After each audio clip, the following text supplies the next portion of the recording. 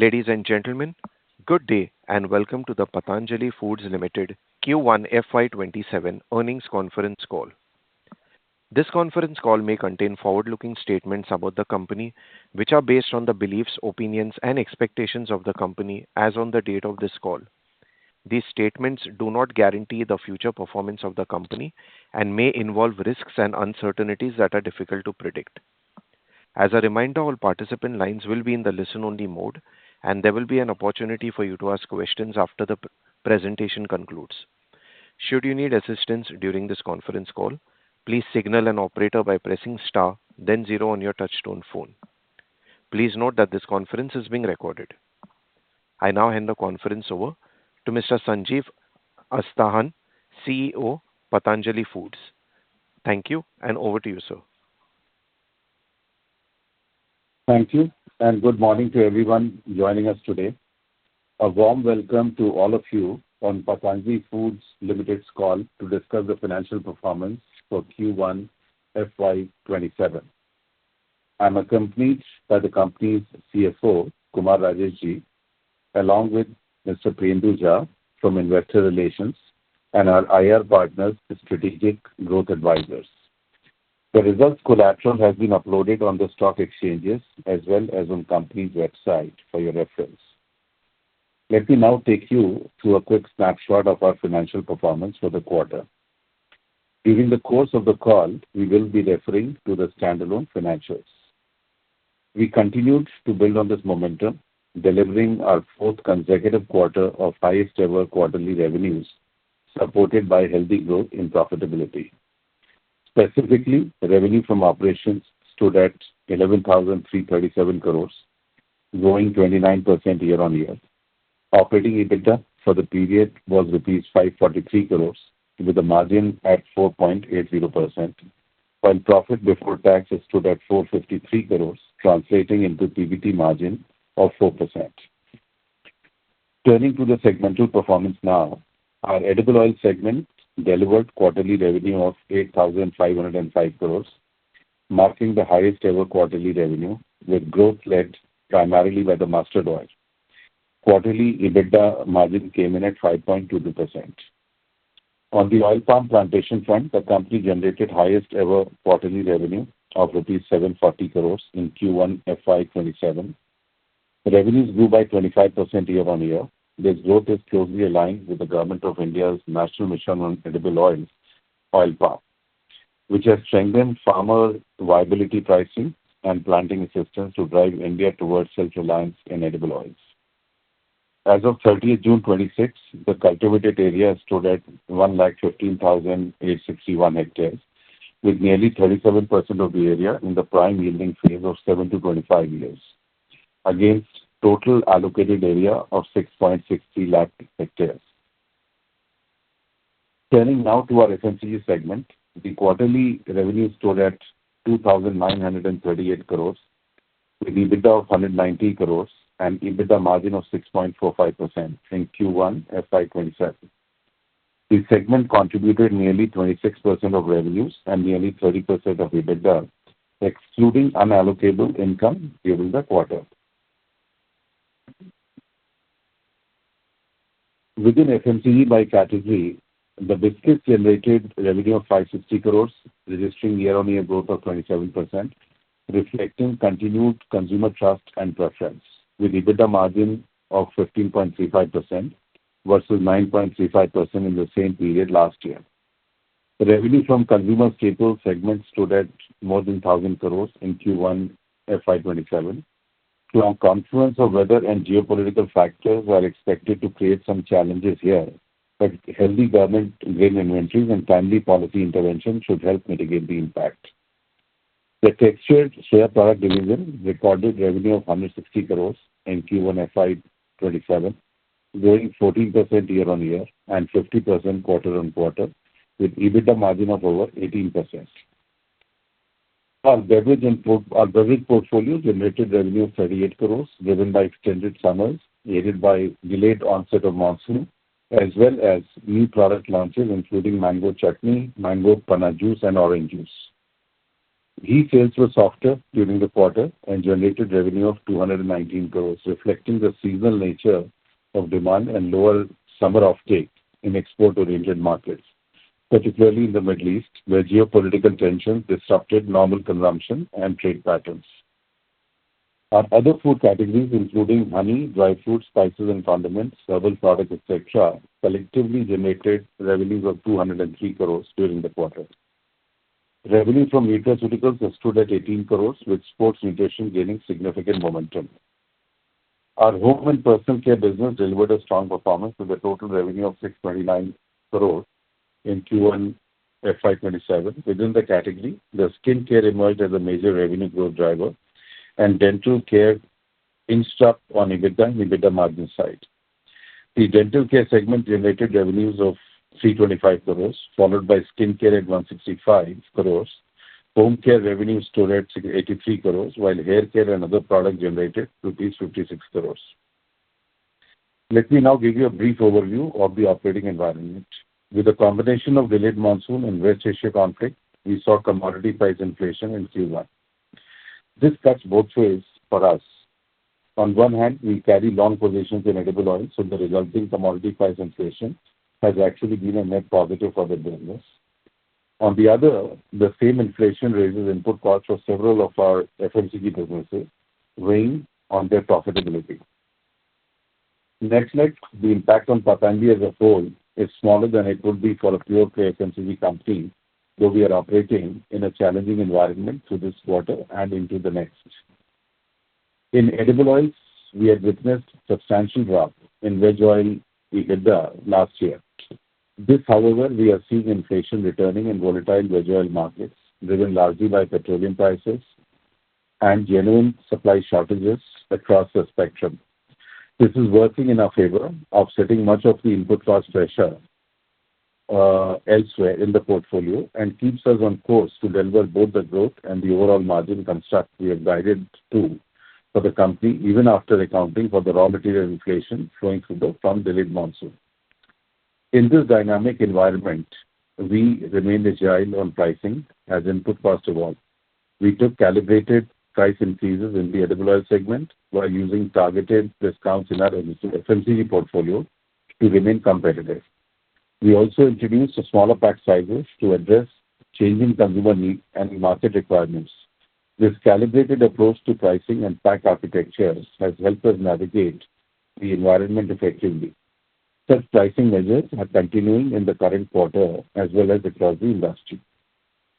Despite some delay in the monsoon, recent data on sowing of kharif, including rice, pulses, coarse cereals, sugarcane, etc., has showcased resilience. Acreage gap has narrowed to 1.9% vis-a-vis last year. In fact, oilseed saw a rise in area, which is expected to get further boost with widespread rainfall across key growing regions.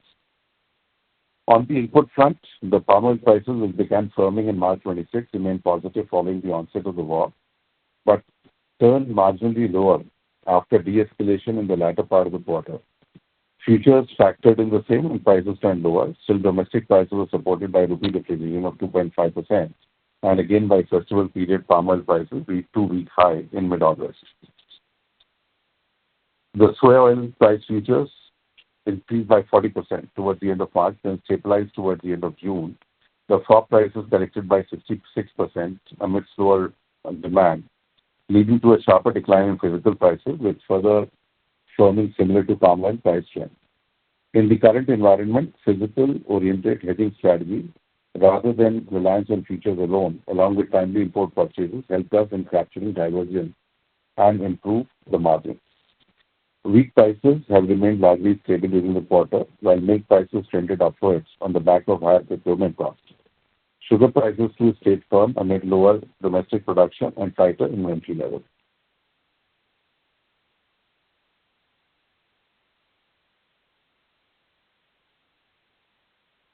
Certain home and personal care products continue to face elevated input cost pressures. In addition to all, we saw an increase in packaging, freight, and logistics costs during the quarter. Let me now move on to some of the other key business updates for the quarter. I want to take a moment to share some updates on our team. Our CFO, Kumar Rajesh was honored with the Best CFO of the Year award at the Asia Business Leader of the Year Awards. On behalf of the entire team, I want to congratulate him on this well-deserved honor. During the quarter, we launched several new products, including Rose Kanti Soap, Dant Kanti Sensitive Toothpaste, Super Dishwash Liquid, Sweet Lime Pickle, Almond and Chyawanprash Cookies, in addition to our summer-focused launches. We've also rolled out a range of new Dant Kanti variants that are performing exceedingly well. We are increasingly micro-segmenting this portfolio by population, by choice architecture, and specifically to address the Gen Z requirements for the toothpaste. The staples category is expected to see the most rural stress-related pressure this quarter, while home and personal care overall should continue to grow well. On the distribution front, we continue to strengthen our presence across e-commerce and quick commerce channels. We remain confident in Patanjali's own right to win health, wellness, yoga, Ayurveda, and what I'd call the Indianness of our proposition remain a core differentiated category for us in a market that is self-expanding. We feel strongly and comfortably positioned to keep growing at the pace we have guided to, even as the overall FMCG landscape becomes more competitive and different players go about it in different ways. I want to reaffirm a full year guidance range we have laid out for the business. Edible oil margin construct between 3 to 5% volume growth for the year. Food and FMCG 8 to 10% growth, with beauty and personal care growing at around 15%. FMCG vertical EBITDA growth at 12 to 15% for the year. On that note, I would now like to open the floor for questions and answers. With this, I conclude my opening remarks and hand it over for the Q&A session. Thank you. We will now begin the question and answer session. Anyone who wishes to ask a question may press star and one on their touchtone telephone. If you wish to remove yourself from the question queue, you may press star and two. Participants are requested to use handsets while asking a question. Ladies and gentlemen, we will wait for a moment while the question queue assembles.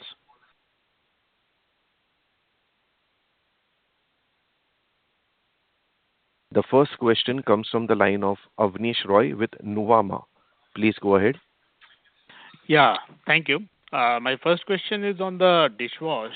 So in the dishwash category, we have seen one large MNC temporarily kind of exit the market, and we are also obviously that announcement has come that Godrej Consumer wants to exit the liquid dishwash. Currently, obviously, this segment is dominated by India's largest company, FMCG company. So wanted to understand what is your thought on getting success in this segment, and do you see a big potential given the segment is currently seeing less competition because of that MNC vacating? Thank you. Yeah, so Avnish, but look, the dishwash is actually a fairly strong, both as a category and as a line that we have, and it has done exceedingly well. Yeah, so we have no intention of either exiting or slowing down on that. We'll continue launching on the variants. That market is expanding. And to be specific, name of the companies that you mentioned, that is a more a personal decision they have made on the corporate level, what might have been decided, but we are pretty much doing quite well in that segment. I don't have the number readily available specifically for the dishwash part of it, but very happy to share that with you, post this call. Understood. My second question is on biscuits. So last 6 months in biscuit industry, we have seen 2-3 players operate at the odd pricing, 4.59 rupee. So if you could tell us now that mostly everyone has exited, how does this impact the overall growth for the market leader and for you also? So again, actually it's one of our stronger, stories, the good success stories of our brand has been that how we've kept not just the quality part exceedingly, in control, have kept the unique positioning, being the only atta biscuit player in the marketplace, and have grown that consistently. So that brand of good biscuit that we have in the category of 5 and 10 rupees, we do almost 1,300 crores of business annually. So it's a huge brand for us. And beyond a threshold, as you would see that even the EBITDA margins have continued to expand quarter on quarter and year on year. So this quarter, for example, we did nearly 15% plus in EBITDA on the biscuit. And I would say that a very substantial part of that has been driven by at the back of the success of Doodh Biscuit on continued expansion. While we balance the portfolio of biscuits by launching, as we mentioned, that both the almond cookies and the Chyawanprash cookies which were launched, there are series of slew of products towards the premium end of the offering that we are planning. But we are very committed. We see a very positive growth in that segment, and we'll continue to remain very active in that segment. Yes, we might go towards maybe premium Doodh Biscuit. We might look at more variants, in line with, the brand building that has happened over the years. But otherwise, we are very committed to 5 and 10 rupee sort of price points at which we are doing. And I think that's served exceedingly well the company's objectives overall. Sure. Last quick question. When I see your initial comments on staples and your recent media interviews, I find your comments a bit on the cautious side. And if I see the Q1 call of other staples companies, generally they are reasonably positive. Of course, price hike will further accelerate. And on the volume demand side also, generally companies are quite okay. No one is sounding overtly cautious. So I want to understand, one, why there seems to be some difference. And second, what kind of price hike, if you can tell us, you have taken in which categories? Thank you. So there are two factors which are driving this caution, and I think we'll see that unfolding, over this quarter and the subsequent quarters. One is that this El Nino impact is still very unclear in the way how markets are going to react, both on the production side and the availability side. And very direct impact of that could be on the food inflation, which is there, number one. Number two is the rural incomes and the rural market demand side. We'll have to watch with great deal of care as to how they play out. If at all we see some stress and resurfacing of some demand contraction there. I'm largely very positive in terms of the price outlook and bullish on the commodity pricing. And so that has both sides. One is that in terms of the top line growth, it can continue to sustain. So that I'm very much aligned on that. But in terms of the margin and the demand side of it, and in terms of how that goes out, I think there we'll see some potential challenging environment I see definitely there. And this may also have an impact on the margin construct. But the most important part is that we still have to see that, the reaction from the policy side. If indeed we see back to, certain commodities control order and essential commodities, etc., invocation of that. So we'll have to wait for that. I think, so that's why I've been a little cautious on that front. But overall, staples will continue to grow. There's no question about it. So that we are positive ourselves. And we have, in any case, given a guidance of 8 to 10% growth on the staple side in the overall food business also. And we pretty much stay true to that. Sure. Thanks. That's all from me. Thank you. The next question comes from the line of Abhishek Mathur with Systematics Group. Please go ahead. Yeah. Hi, Sanjeev sir. Good morning, and thank you for the opportunity. So the foods segment seems to have recovered quite well this quarter after some time. Just wanted your thoughts on what is leading this recovery across both ethnic foods as well as the staples. Seems to be quite strong turnaround. Yeah, that's my first question. Yeah. So we had a very good, as I was mentioning earlier, that both in terms of the volumes and in terms of the revenue. So there has been an inflationary sort of buoyancy, which has driven that. So growth, versus sequentially, if I look at the previous quarter itself, our overall, the revenues and staples have grown almost to 60 crores, so, which is 30% growth. And we grew our ethnic food side. There was some contraction that we witnessed. But net, the overall expectation is that this will continue to grow, partially by volume and balanced by, the price inflation that we're expecting to see across the board. The second part is that there was an extra focus on some of the unique product categories that we have, like kesar and rice, etc., where we saw the immediate buoyancy in both the demand side and the pricing side.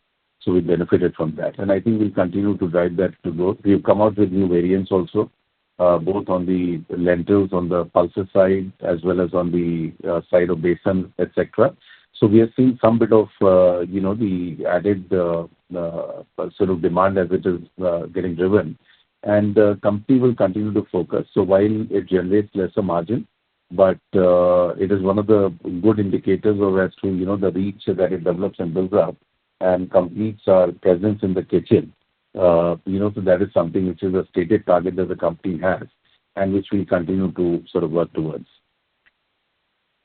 Right. So just as a follow-up, what was the approximate breakup of the growth in foods in terms of pricing that you took for the quarter and the volume growth? So overall, the volume growth has been around 7-8% is what we have seen across the segment. And so total, okay, so I've just got the specific number. The volumes have grown by 5%, and the pricing inflation that came in was almost about 12%. Understood, sir. And secondly, maybe in case I missed, what was the EBITDA number for our HPC for staples and for ethnic foods, these three divisions separately, if you can give it out? Yeah. So for ethnic foods, our EBITDA was 9 crores. And for the HPC as an overall basis,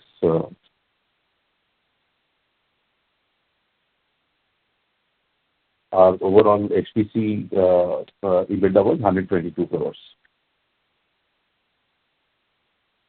Right, sir. And for staples? For staples, as a category, we had negative 59 crores. Understood, sir. Thanks. That's it from me. All the best. Thanks. Thank you. A reminder to all participants, you may press star and one to ask a question. The next question comes from the line of Sanjay with RSS Investments. Please go ahead. Hello. Hello. Sanjay, please go ahead with your question. Hello. Good morning, management team. So my first question is regarding the current situation in the case with the Asham Advisory. What is the current situation? So that we can, because it is matter sub judice, and we can take it up and we can discuss it post the call. So how should I connect to you post the call? Hello. I said you can take our number from the SGA advisors and you can reach out to us and we can discuss that separately. Okay. So my second question is regarding the nutraceutical deal going in the international market. Are we aware of that? Megatonic buying, Bain Capital buying. So some big. Hello? I would not be able to comment. I don't have the specific details of these deals, so I would not be able to comment on that. Sir, for example, Bain Capital buying Vita Biotics at a very huge price. I just want to know your comment on that. So I can give you a general comment, not on the specifics of Bain Capital's acquisition. That nutraceuticals is one of the fastest growing and segments in the health and wellness space across the board, and this is across the world itself. So yes, I think in India also you're seeing the proliferation of brands and companies which have gone into the segment. We ourselves, did a serious amount of work on nutraceuticals. Then we took a step back, reconstructed our entire portfolio, started building that up, and we've turned positive now from earlier marginal negatives that we were witnessing. We have now turned positive, and we intend to continue to grow that. And I'm hoping that it will become one of our stronger performing businesses in the future. Okay, sir. Thank you. That's from my side. Thank you. The next question comes from the line of Rohit Kumar with ADM Advisors. Please go ahead. Rohit, Hi, sir. Am please. I audible? Yes, Rohit, please go ahead. Yeah.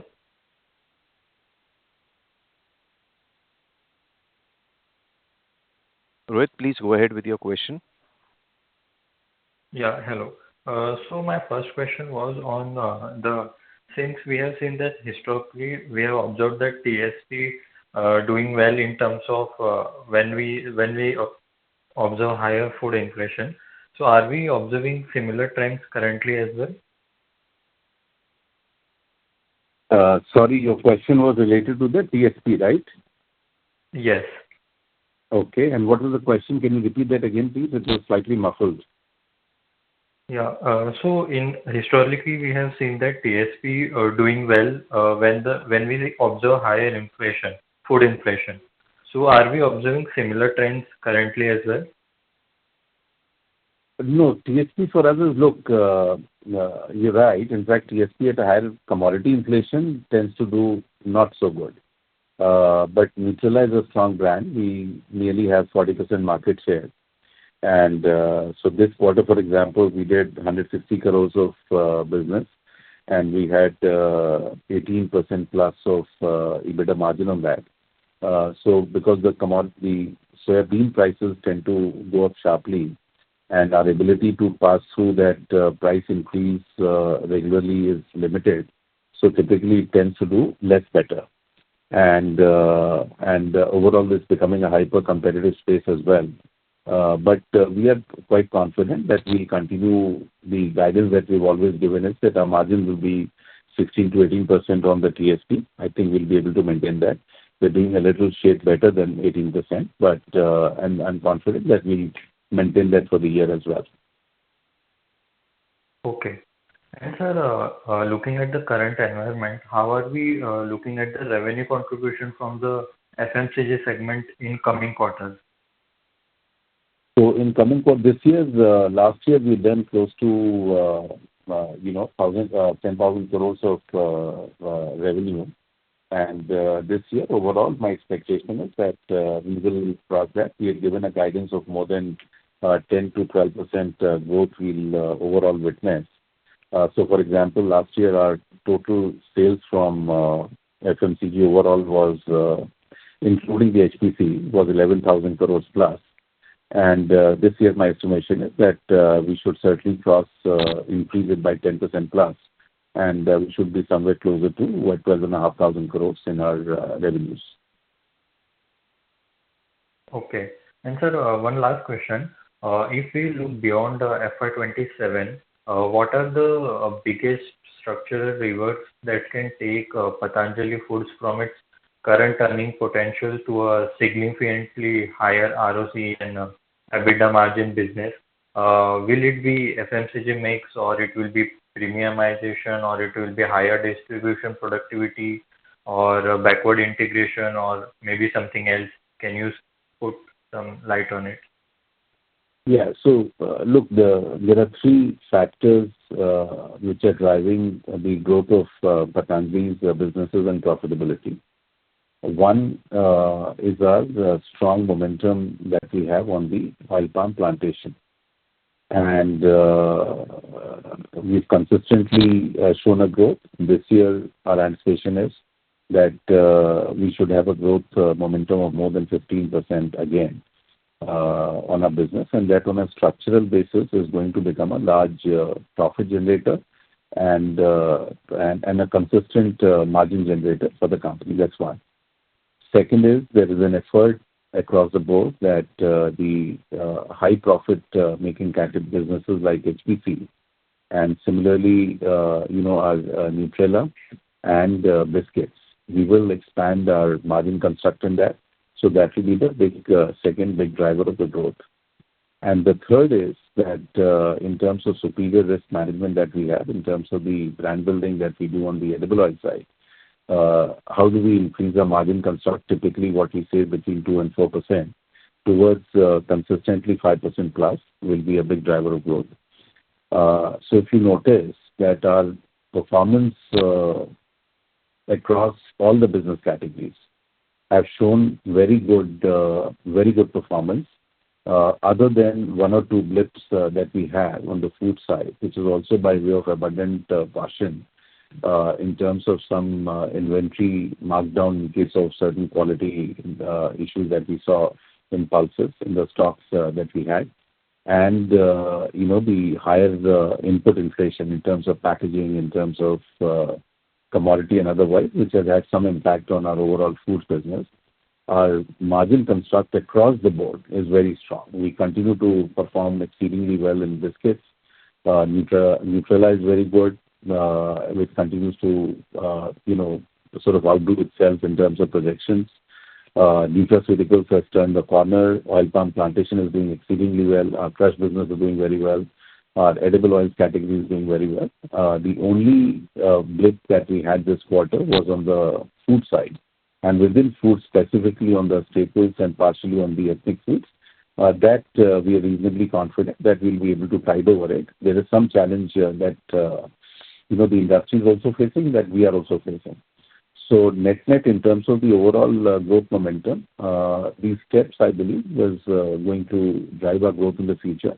And in terms of the next trajectory level of moving closer to 2,500 crores of EBITDA, hopefully, I think over the next 18 months on an annualized basis, I'm reasonably confident that we should be able to head in that direction.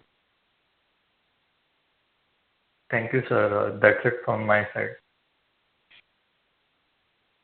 Participants, please press star and one to ask a question. The next question comes from the line of Payal Shah with Billion Securities. Please go ahead. Yeah, hi. Thank you so much for the opportunity. I just have two questions. First, how are our newly launched products performing in the industry, and how is pipeline of the upcoming products looking?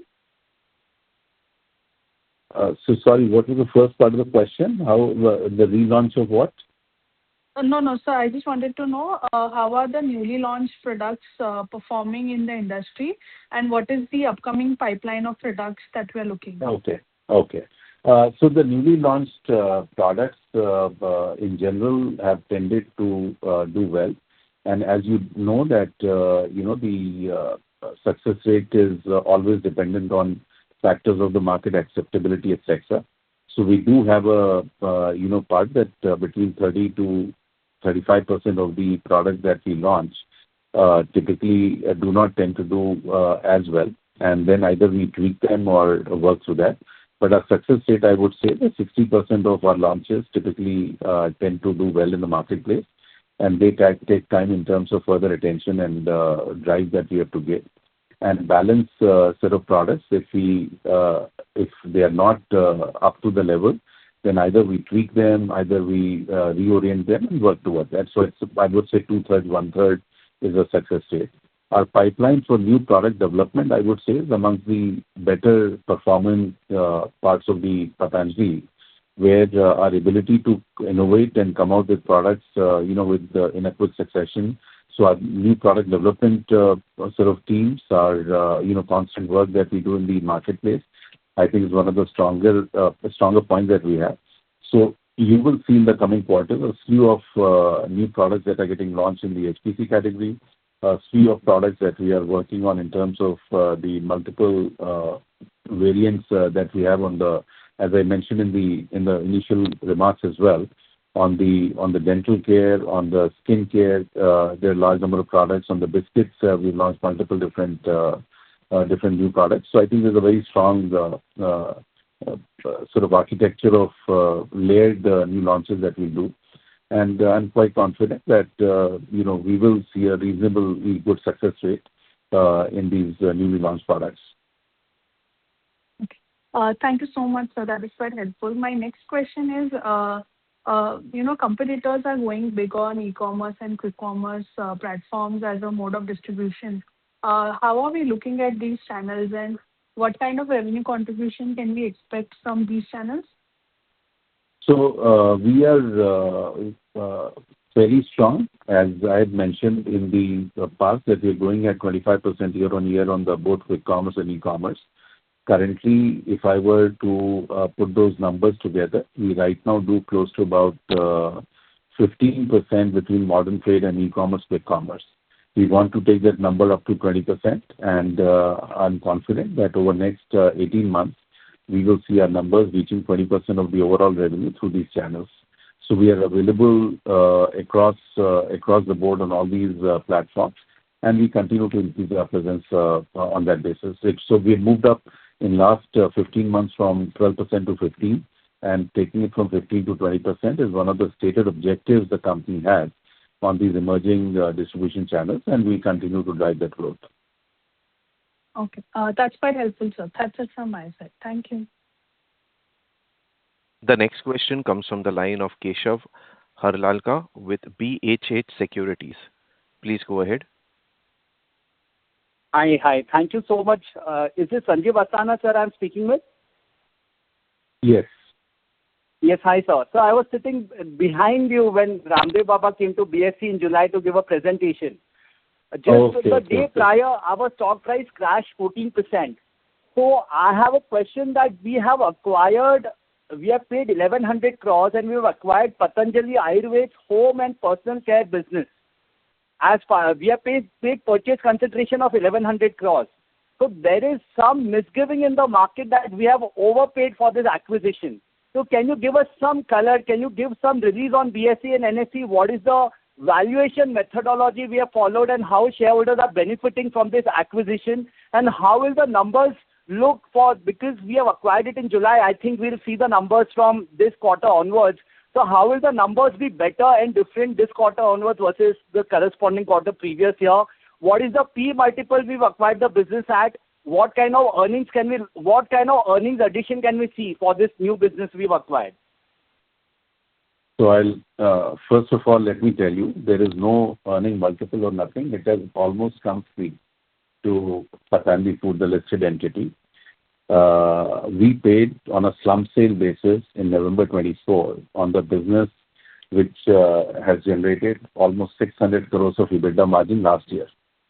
If my numbers are right, Rajesh, what we paid 1,100 crores or 950 crores? 1,100. Non-food was for 1,100. It is a business of, it was 2,900 crores. It was generating a margin of 600 crores, and we have paid 1,100 crores, which is less than 18, 19 months of earnings. Which is already in last 18 months, it has already repaid that much and built up our business substantially.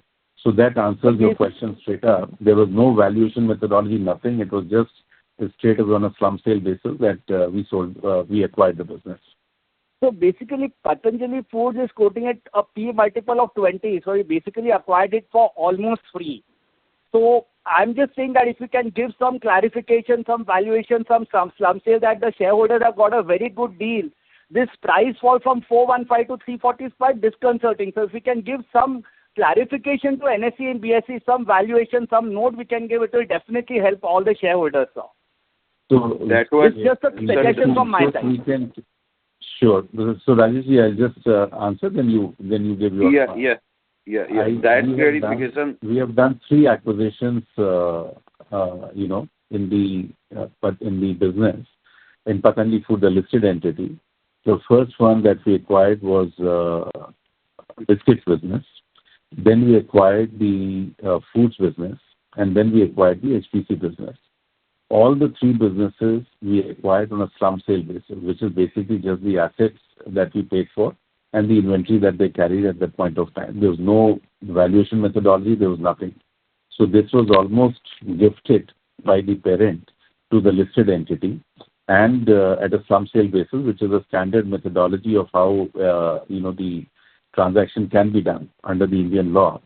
There cannot be a better form of these acquisitions, which has tended to help us with the level of, and they have paid, biscuits, for example, has paid multiple times of its acquisition cost. The amount of, similarly, the foods business has already paid off completely what we acquired it for. And likewise for HPC, that's already paid up for that. So I don't think it requires any clarification on this bit, because there's a complete misconception or complete wrong piece of information that they carry, which just makes no sense at all. Got it. Got it. Thank you, sir. Yeah. I would like to further add, this information was already given into the stock exchange at the time of acquisition of this business to Patanjali Foods Limited. Basically, detailed explanation was given to the stock exchange and in the shareholders meeting also. So all these transactions was approved by the shareholders in the shareholders meeting. So I don't think any further clarification is required in this case. Got it. So just one last question from my end. So we showed a 84% growth in profit in Q1 of this year versus Q1 of last year. So can we see a similar trajectory going forward for Q2, Q3, Q4? Can you give us some light on what we could expect for these coming 3 quarters? No, so as I mentioned, that I think the performance is subject to obviously the market conditions. But broadly, this guidance that we have given, I'd like us to stay within that we will grow at the rate of 10% plus year-on-year on the margin construct, and that is how it is going. Our top line, I've already mentioned that foods overall between 8 to 10%, HPC at 15%, and our edible oil between 2 and 4%. And our margin construct similarly, that on EBITDA margins overall basis, we should be between 10 to 12% growth in the margin construct as we go forward. Okay. Thank you. Thank you so much, sir. Thank you so much. A reminder to all participants, you may press star and 1 to ask a question.